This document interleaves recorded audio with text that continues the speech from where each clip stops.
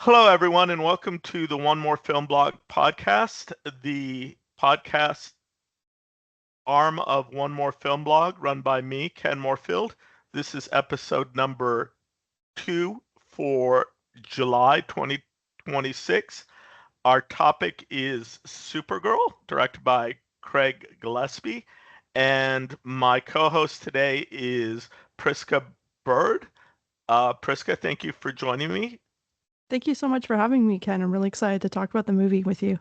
So, what would you like everyone on the internet to know about you and your interest in film? All right.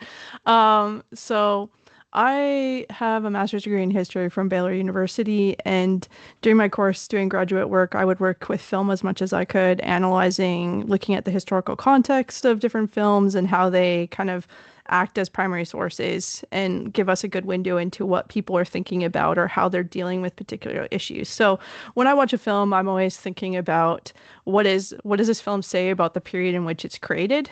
How is it in conversation if there's a pre-existing text that connects with it?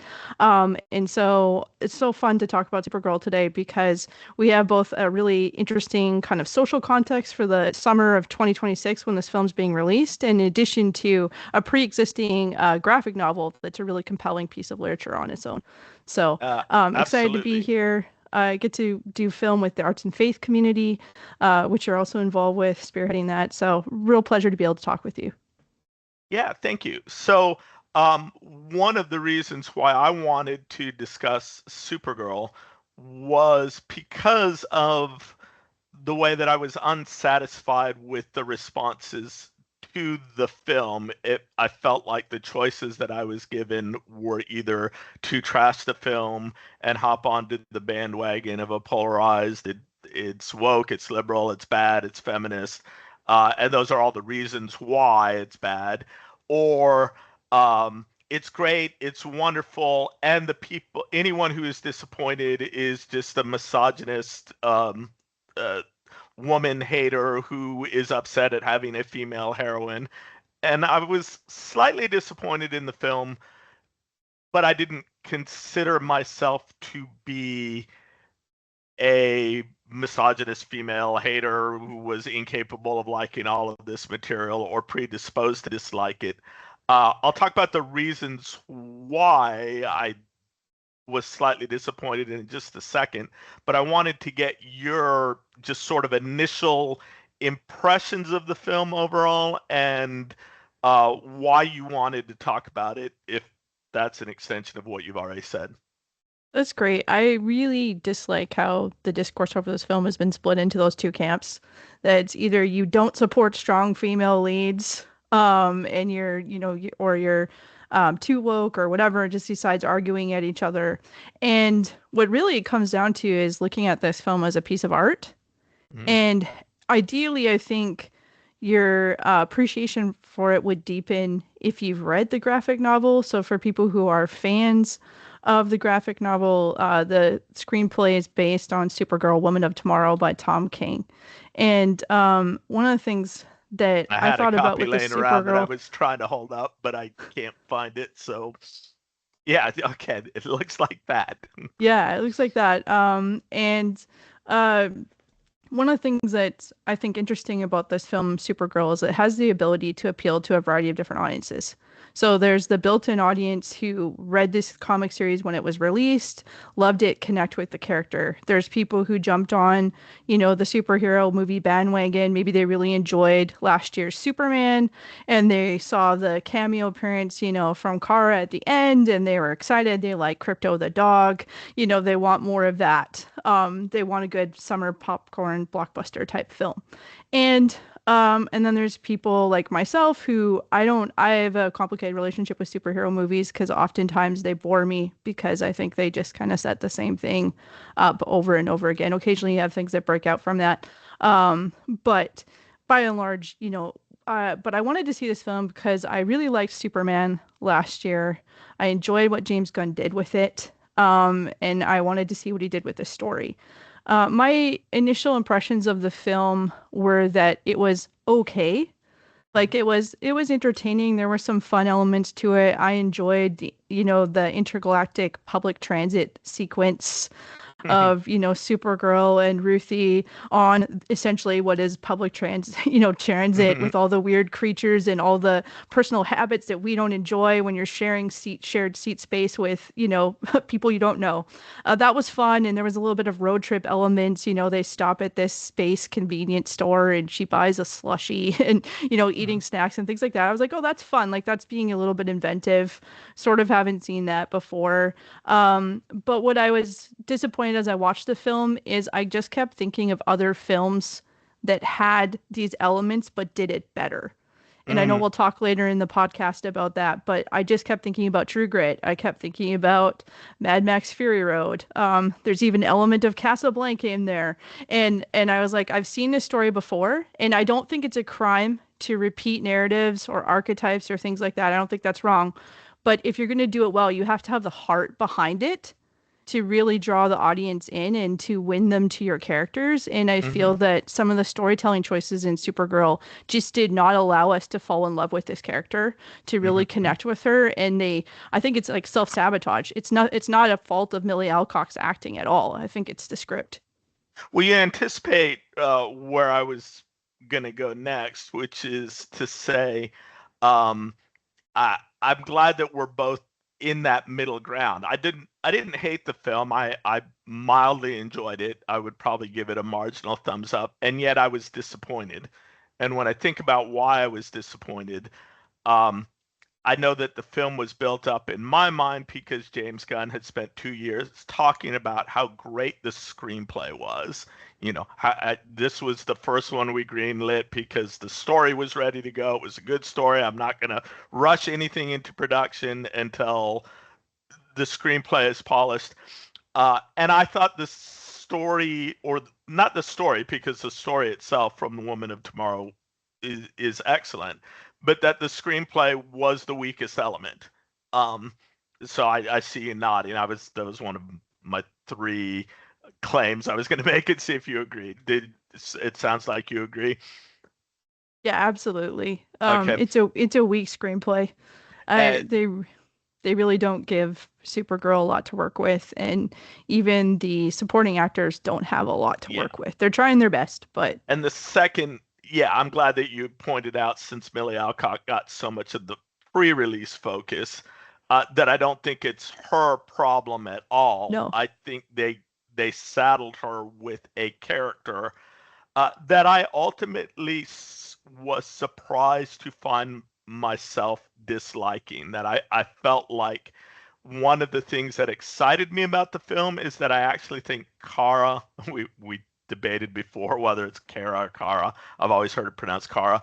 That Kara's story is in many ways more interesting, or at least her origin story is more interesting to me than is Clark Kent's, than is Superman's, because he's sent off as a baby and doesn't have any agency and isn't aware of what is happening.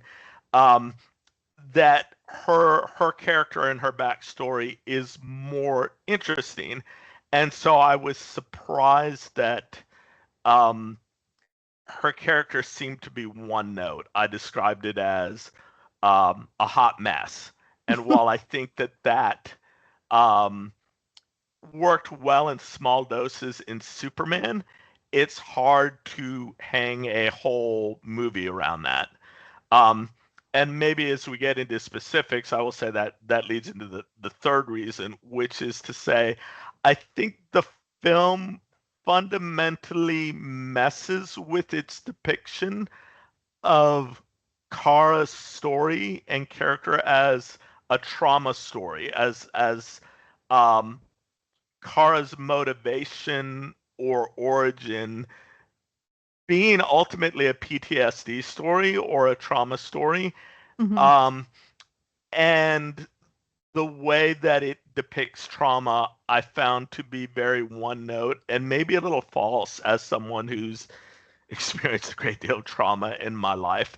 Um, I was wondering what you thought about that, the way they represented her either as a hot mess or the way that they presented her response to her traumatic origins.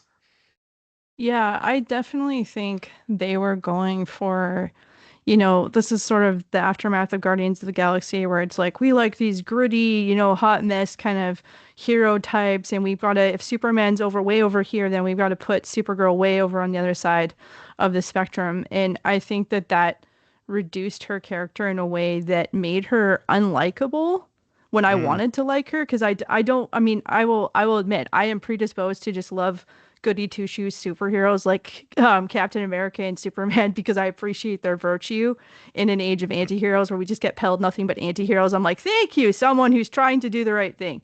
But at the same time, I think what's present in the graphic novel that we don't see in the film is how much Kara cares about the people around her.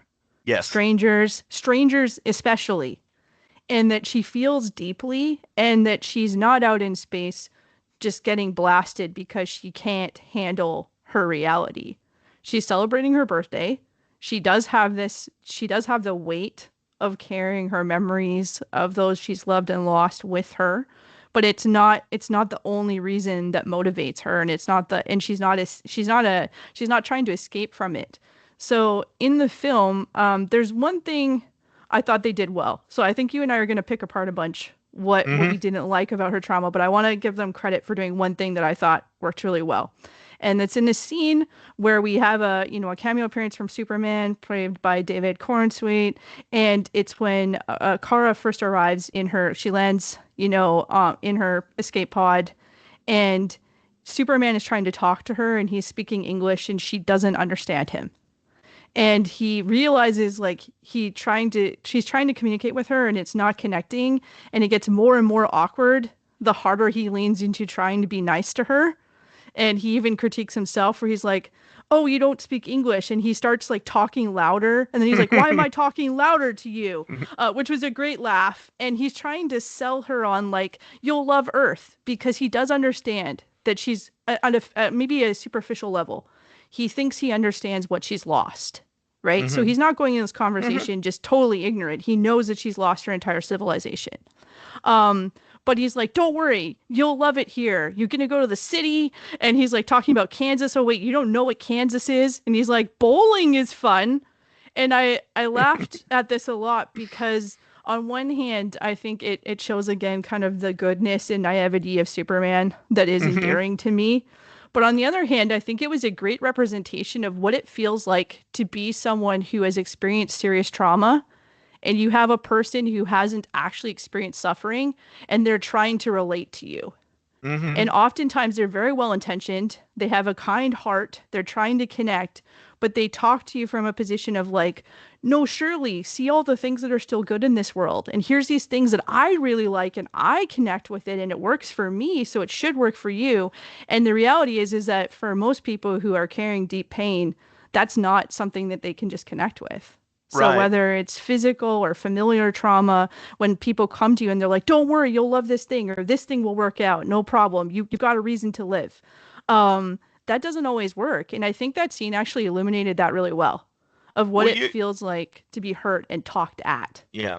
You and I are very close on that. I would tweak it to say, I think Superman, Kal-El, has experienced trauma, has experienced some of her trauma, similar events, but doesn't realize there is a difference between how long ago he experienced trauma. So he's at the tail end of he's remembering a more distant trauma, whereas Hmm. she's right in the middle of it, or right Hmm. at the beginning of it. And also, then he maybe doesn't realize, as many of us who have experienced trauma and want to help people who are going through whatever I went through, don't realize that while he had similarities, there were also differences. He Hmm. had some resources like the Kents, an adopted family, a period of years to develop his identity or integrate before he, had to deal with that, that she doesn't have. And so, I think he focuses probably, as we all do, in the ways in which her situation is similar to his to make it relatable, but also doesn't realize in a naive sort of way that there are important differences that are going to tweak the way that she receives that. Um, Yeah. I wanted to also say about the trauma in terms of differences between the film and the graphic novel. So I did a little bit of research in the original Supergirl storyline in the original Silver Age Yeah. origin of Supergirl. Kara was born on Argo City after Krypton had been destroyed, so she's not carrying with her any of the trauma of Krypton dying. She mostly has an idealistic existence on Argo City, and then at the age of 14, the film is pretty faithful about what happens with the meteor shower poisoning the planet and sending her off. Um, so, but the Golden Ages is not uncommon or the Silver Ages is not uncommon in the 50s and 60s. Uh, rushes over that in the sense of like she had an idealistic existence for 14 years and then this thing happened that wiped her out and now she's back in this new place, and so yeah, it was a trauma, but it was a single isolated thing, Incident. that explanation of getting here, whereas the movie doubles down for its architecture in terms of she's born on Krypton, and so there's a double trauma of seeing Mhm. her planet killed twice. I thought we were going to die. Dad saved us by building this dome, had an idealized existence, thought we were going to die again, and watching people die very slowly and feeling helpless to do anything about it and messing it up at the age of 14 and then being sent away from these people who are dying. So I think The Woman of Tomorrow deals with a huge amount of survivor's guilt, um, and trauma. And if she's sent away at 14, and the the Woman of Tomorrow she's 21, She's like 21 in the in the movie. movie Puts her she's at 23 23. or the 23rd birthday. She's had about 7 years to process that trauma. She's already Supergirl. She's publicly known and presented to the world. So the insinuation in Woman of Tomorrow is she's already begun to process and integrate some of that trauma. And there's a remarkable poignancy for me in the Woman of Tomorrow story of not how traumatized she is, but on how far she has come and how much she has managed to retain her goodness and her care in spite of all of these horrible things that have happened to her in the youth. And in the film, she's older, so you get the pity the child but not forever kind of thing of like at a certain point we're sorry for the stuff that happened to you as a kid, but you know you're 23, either deal with it or not.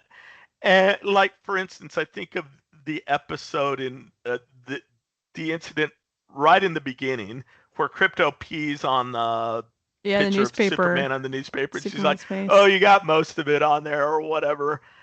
And it didn't come across to me in the script as being this is a person who is traumatized and needs a break from who's carrying a lot of stuff with her in her day-to-day job and Yeah. existence as Supergirl and wants to get away from it as a vacation. It's as a person who still hasn't grown up and has a lot of growing up to Yeah. do and is just petty and spiteful and I don't Just really care about careless. you and your dad and your trauma.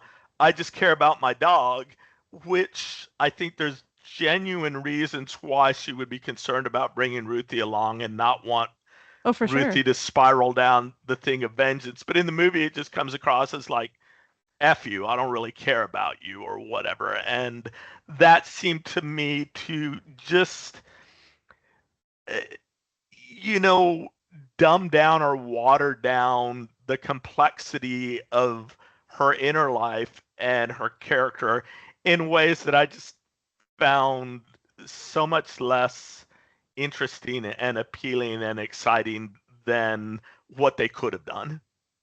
Absolutely. It's a massive disappointment. And I think that's one of the things with the production design that when you look at like Kara's ship and in that Hmm. opening scene you mentioned, it doesn't show someone who again is going on vacation to try to lift some of that weight, that burden that she carries every day. It's someone who does not care. There's Hmm. trash everywhere. Everything is messy, unkept to a degree that it doesn't even speak of someone who's like struggling with depression and maybe Hmm. has some executive functioning skills. It doesn't look like that. It looks like I don't give a damn about anything. Hmm. And that's I think a really dangerous thing to do so early in the film. Hmm. Because even with like characters like so for instance, there's been a lot of comparisons between this movie and True Grit.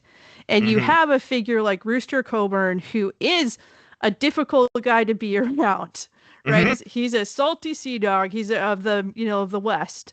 But you still get a sense that he is self-possessed, that there are things he cares about, that he still honors the rule of law, that he's not a like let it all I don't care about anyone or anything. And I think that they kind of set Kara up to fail by presenting her as this like I don't care, I only care about my dog. And one of the critiques in reviews about the film is people are like, oh, the dog dying trope, this is so ridiculous, like she it doesn't make sense. And the graphic novel does a great job working with that and having it actually just be a ruse that Hmm. her crypto is not dying. She just tells Ruthie that that's what's happening because she doesn't want Ruthie to know why she's actually invested in protecting her and going on this Hmm. journey for her to spare her the cost of vengeance. And I love that the graphic novel anticipated that it's like this is kind of a weird thing to be like you're only going on this mission to save crypto.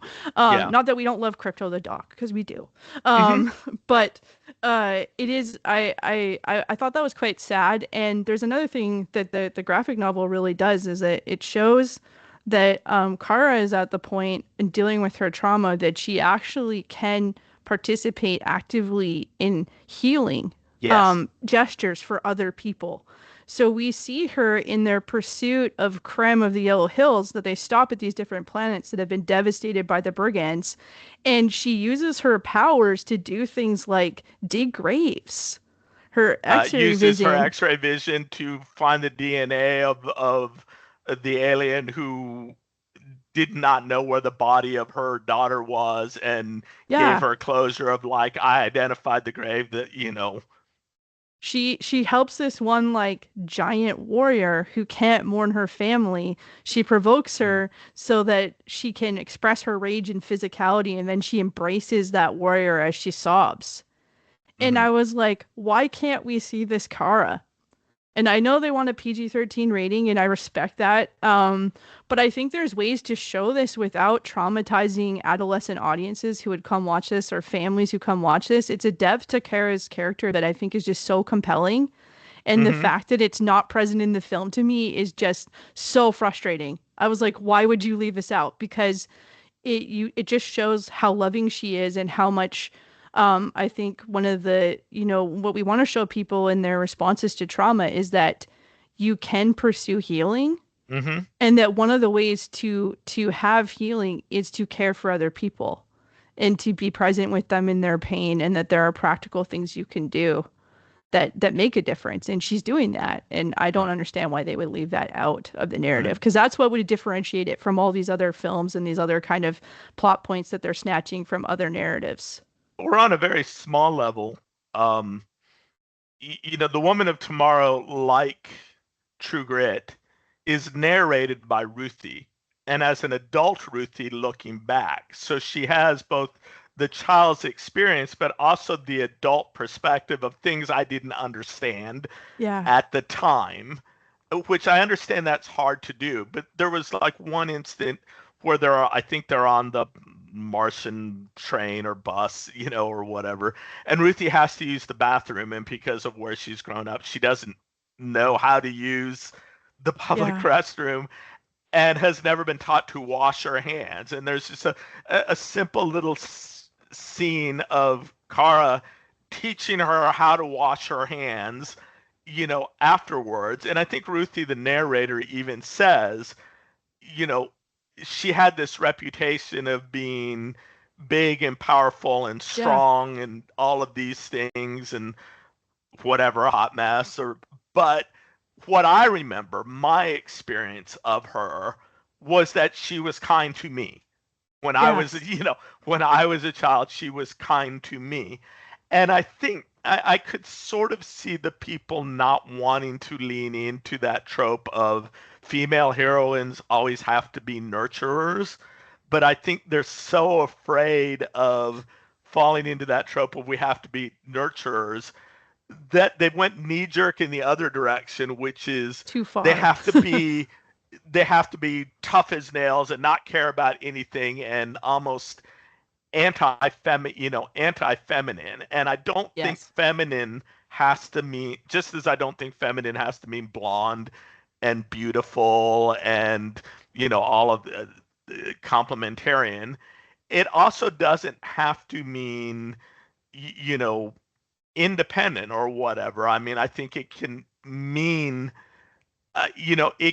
bringing out the best qualities of masculinity and femininity. And, you know, aside from my objection to Christian complementarianism anywhere way, which is why is nurturing have to be gendered at all? Why is that, a good Yeah. quality in a woman and a bad quality, and not just a good quality of being Yeah. a We. nurturer? But I felt like they were so afraid of you know giving voice to that part of Ruthie in the graphic novel that sort of says, um, you know, in the midst of Kara's own grief, she had time for someone, me, who was hurting as well, and Yes. had time. And I observed that not just in the way that she treated me, but in the way that she treated other people, Exactly. so that she became a model for me of how to think about how to deal with my own grief and how much more powerful that is than the movie's sort of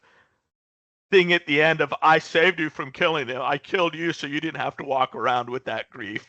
I spared you Yeah. that experience as opposed to I modeled a way for you to deal with your own experience. It would have been so Yeah. much more um, uh, satisfying to me.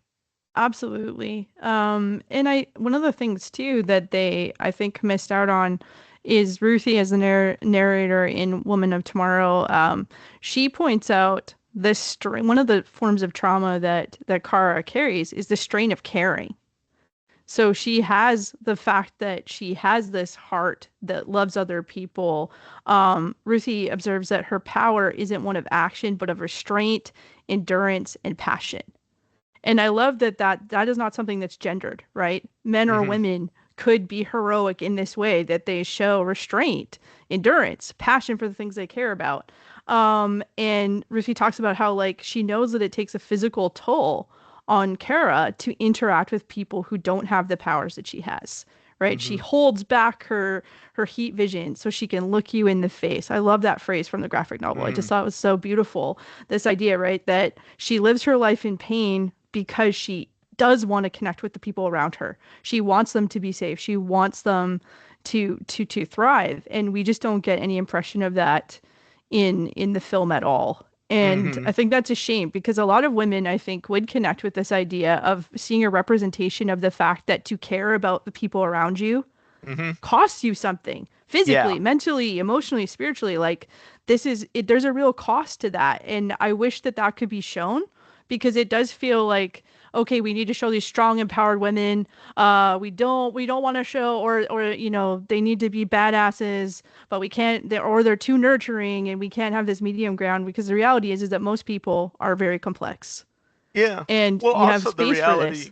the reality is maybe that's why we gender compassion is because, too many men, speaking as a man, know that, you know, being compassionate or caring about other people, is hard, is painful. And therefore, one of the things that's convenient about complementarianism is it takes something that's hard or painful, like caring or nurturing, and saying, you don't have to do it. That's just the responsibility of the other 50% of life. And in, so yeah, that's a whole different podcast about complementarianism and gender roles. All right. Good discussion. Anything else you want to add, either about Supergirl specifically or the representation of female heroes more generally?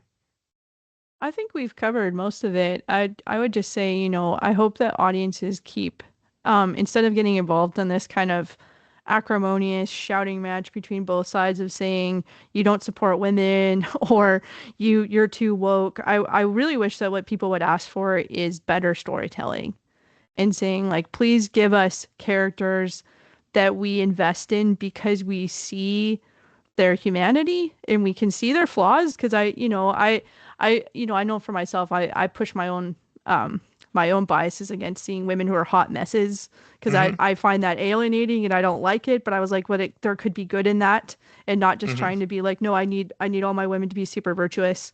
But I hope that we just keep putting pressure on people to say, hey, tell good stories. And I also would Mm-hmm. really love to encourage people, if you have not read Supergirl, Woman of Tomorrow, please read this graphic novel because it is a really compelling story. I don't read a lot of comics, Mm-hmm. but I loved this one so much, and I think it's really compelling, and it makes me. I hope that when they're writing future scripts with these characters, that they take that kind of storytelling in mind, Mm-hmm. because I think what King did was take his inspiration of True Grit and bring it into a new kind of form that let it flourish and go really well without me sitting there and saying, "Alas, I wish it was this other thing."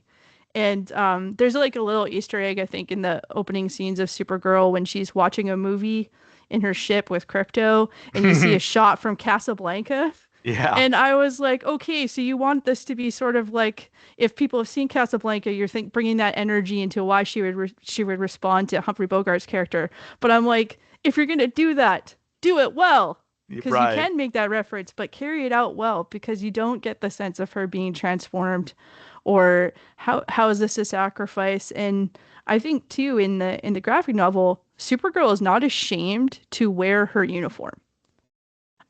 She wears it proudly and Mm-hmm. boldly. She understands what it means as a symbol. And it carries weight. She's not doing it Mm-hmm. lightly, Right. but she's not ashamed of it. Whereas in the film, they're like, this becomes this big moment of she decides to put this thing on, and I'm like, Right. we really just don't need that. Like you Yeah, don't have to make that a she's all, turning and point. that goes back to she's already a known commodity in the world of Woman Tomorrow, where Yes. has a reputation, and so not wearing it is part of not drawing attention to herself, not putting Ruthie in in peril, and not just thinking about herself and Mm-hmm. whether she wants to wear it, but what impact that will have. So I guess I will just add to that. I will second everything you said. I will add to that that if you are um, interested in good storytelling, the arts and faith community that both Prisca and I voted on released earlier this summer the top 25 um, spiritually significant films directed by women list. You can find that list at artsandfaith.com. And they are not all stories about women protagonists or women heroes, although many of them are. And I think they show a gamut of different types of heroism, different types of Mm-hmm. experiences. But I think one of the things that holds them together is that strong writing and that strong storytelling that we don't get much of at all in the superhero genre, and even less when there are stories of women, because it's too easy to fall back on some of these tropes. Yes. So, all right. Prisca, thank you so much for joining me. Everyone who's listening, thank you for making it to the end. If you have questions or comments, you can leave them at my Substack. That's substack.kenmorephill.com if that's not the place where you're hearing this podcast. Or if you have suggestions for other films that you would like to hear us talk about, drop us a line and we'd love to hear your thoughts either on Supergirl or on other films you'd like to hear us talk about. So thank you.